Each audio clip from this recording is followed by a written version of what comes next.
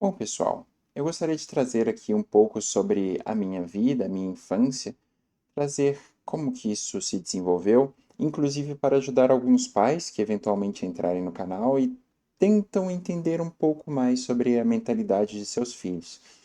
E aqui existem diversos elementos importantes, diversos elementos que têm que ser levados em consideração. Antes de mais nada, eu gostaria de enfatizar que a coisa mais importante que vocês podem ter é amor em relação aos seus filhos. E por mais que isso pareça um tanto quanto óbvio, o amor, ele pressupõe um certo nível de compreensão, de entender que seu filho possui algumas limitações, mas que essas limitações não o tornam inválido. Elas precisam ser trabalhadas para chegarem a um resultado mais positivo.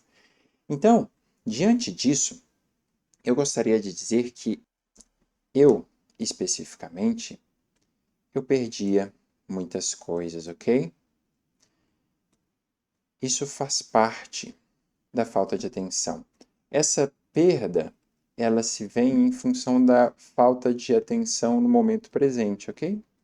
Existe um processo inteiro de busca de dopamina, e esse processo de busca de dopamina, ele acaba fazendo a pessoa não prestar atenção no momento presente. Presente. E essa falta de atenção faz a pessoa esquecer coisas um tanto quanto óbvias. Então, eu perdia muitas coisas, por exemplo, eu perdia chinelo, eu perdia brinquedo. E o que é importante aqui? O importante aqui é o seguinte: ainda que sim, naturalmente isso gere prejuízos, é necessário criar a consciência aos poucos. A consciência de que se a criança perde, ela não terá as coisas de mão beijada. Isso é muito importante.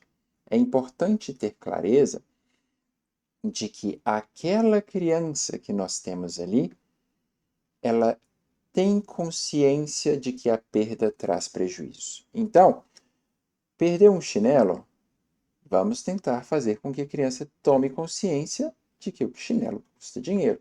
Então, no meu caso, por exemplo, eu ganhava mesada. Era perfeitamente possível que os meus pais dissessem: olha, você perdeu seu chinelo e a gente precisa comprar outro. Você prefere andar descalço ou você vai gastar sua mesada com isso? E às vezes a criança vai preferir andar descalça. E aí vem um ponto importante. Ah, a criança preferiu andar descalça. Isso tem suas implicações. Existem algumas que nós não podemos nos dar ao luxo de aceitar, mas de toda forma, se a criança escolheu andar descalça, é importante entender que ela fez uma escolha consciente. Ela ainda não tem o cérebro 100% desenvolvido para poder lidar com todas essas questões, mas ela fez uma escolha consciente, ok? E tendo feito uma escolha consciente, ela não precisa seguir a sua forma de ver o mundo. Se ela decidiu ficar sem chinelo, ok. Naturalmente, eventualmente, a gente precisa lidar com isso de uma forma um pouco mais enfática, mas é importante entender que se a criança ela não tem clareza em relação ao tanto de tempo que vocês gastaram para comprar algo para ela, naturalmente ela não vai ter clareza em relação ao valor daquilo. E uma criança impulsiva que troca muito de desejos, ela tenderá a ter uma percepção mais limitada em relação a este tipo de prejuízo.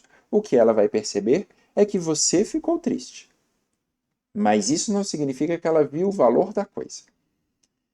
É importante entender que aquilo que tem valor para você não necessariamente tem valor para o seu filho, como para ninguém. Se a gente espera do nosso filho que ele veja o mundo da maneira como nós vemos, nós estamos com um problema conosco mesmo, ok? Então, a atenção ao presente prejudicada gera perda.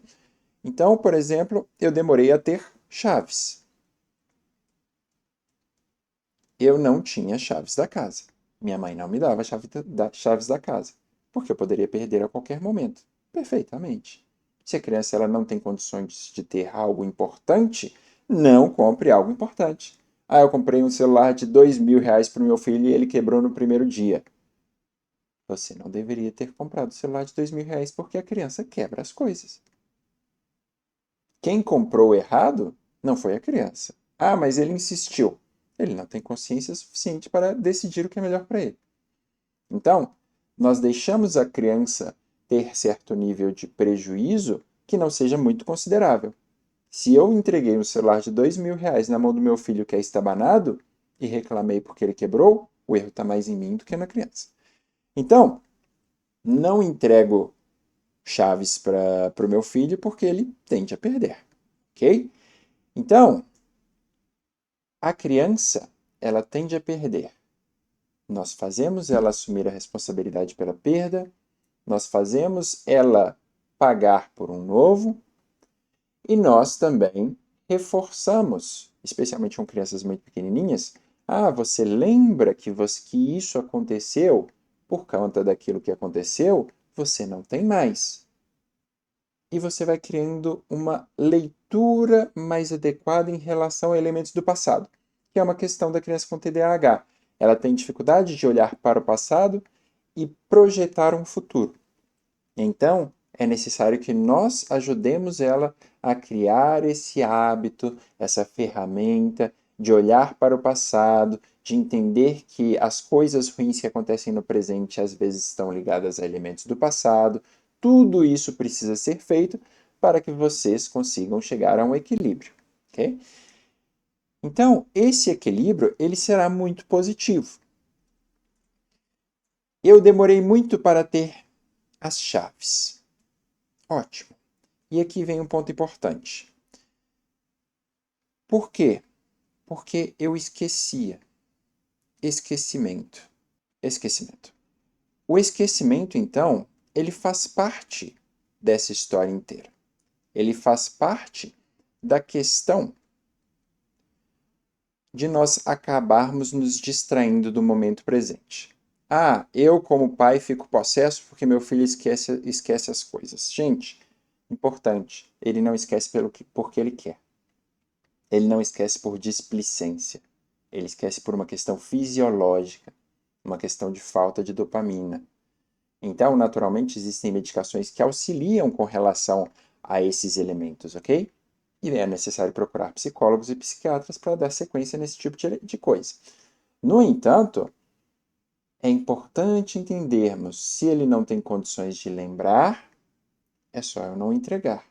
É só eu não confiar que ele vai lembrar. Se eu confio em alguém que esquece todas as vezes, o erro é meu, não é do outro. Então, nós temos o esquecimento. E nós temos, naturalmente, a medicação, que ajuda nisso, ok? Mas nós temos também um outro ponto que é muito importante, que é treinamento. Existe treino de memória? Sim, existe treino de memória. Mas isso não é natural? Não, não é natural. É necessário exercitar. E um exemplo muito claro é, no passado, se você falasse com o taxista, taxista, eu quero ir na rua X. Ele lembrava, ele sabia, ou pelo menos tinha uma boa noção. Fica perto da rua tal?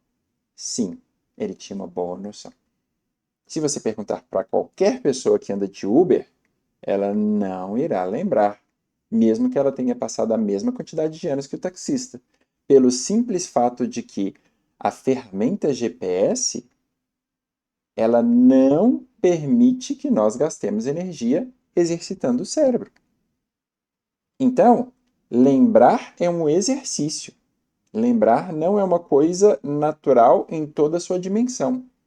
Existe um mínimo que o nosso cérebro já faz de lembrar das coisas, mas existem exercícios e técnicas para desenvolver a memória.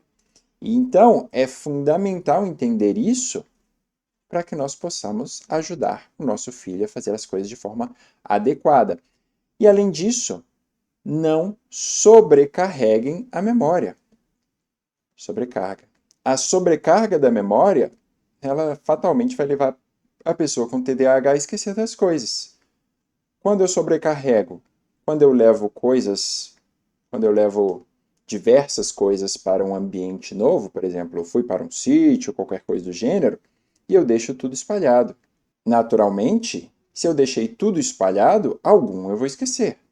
Não tem a menor condições de eu lembrar de tudo.